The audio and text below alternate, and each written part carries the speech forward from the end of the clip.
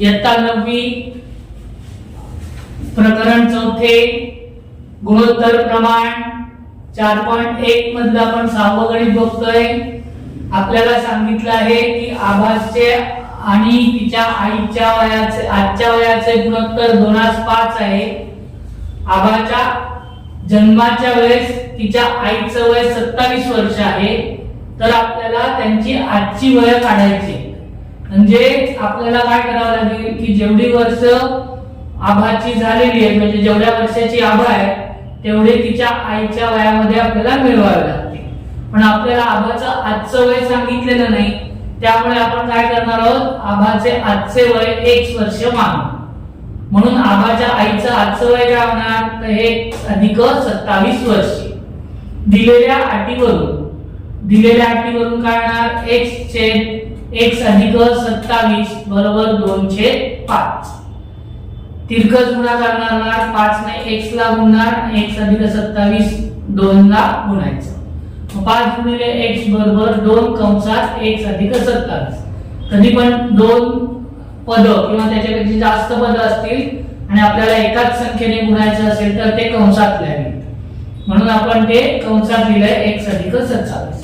5 ने x ला गुणलं 5x बरोबर 2 ने x ला गुणलं 2x, 2 ने 27 ला गुणलं 2 × 14 आजचा 1 2 4 ने 5 54, 2x अधिक 54।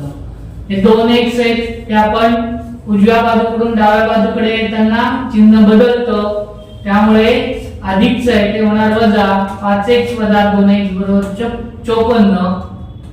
5x मधनं 2x गेले उरले 3x बरोबर 54। त्यांच्यामध्ये कोणती क्रिया नाही, म्हणजे गुणिलेची असते, गुणिलेच्या विरुद्ध भागिले, म्हणून 3 इकडे आले की भागिले म्हणजे छेदाला घेतले। 54 छेद 3, 3 ने 54 ला भागलं, 3 एके 3, 5 ने 3 गेले उरले 2, वरनं घेतले 4 ला, 3 8 24 म्हणजे 18। 3 ने 54 ला भागले की उत्तर येतं 18, म्हणून x बरोबर 18। हे आपल्याला काय मिळालं, आभाचे आजचे वय 18 वर्ष। आता आभाच्या आईच्या आजचे वय, आभाच्या आईचे आजचे वय बरोबर x अधिक 27। x ची किंमत आपल्याला 18 मिळालेली आहे, म्हणून आभाच्या आईचे वय 18 अधिक 27। 18 अधिक 27 7 अधिक 8 15, आजचा 1 2 1 3 1 4 45, म्हणून आभाच्या आईचे आजचे वय 45। हे आपलं 6वं गणित झालं। 7वं गणित आपल्याला काय दिलेले आहे, वत्सला आणि सारा यांची आजची वय दिली 14 आणि 10, आणि आपल्याला सांगितलंय की किती वर्षानंतर त्यांच्या वयाचं गुणोत्तर 5/4 होईल। आपल्याला किती वर्ष आहे माहिती नाही, म्हणून आपण x मानलं। x वर्षानंतर वत्सला आणि साराच्या वयाचे गुणोत्तर 5/4 होईल। मग x वर्षानंतर त्यांचं वय वाढणार आहे, तेवढ्याच पटीत वाढणार, त्यामुळे x वर्षानंतर वत्सलाचं वय होणार 14 अधिक x वर्ष। x वर्षानंतर साराचे वय होणार 10 अधिक x वर्ष। दिलेल्या अटीनुसार 14x छेद 10x बरोबर 5/4।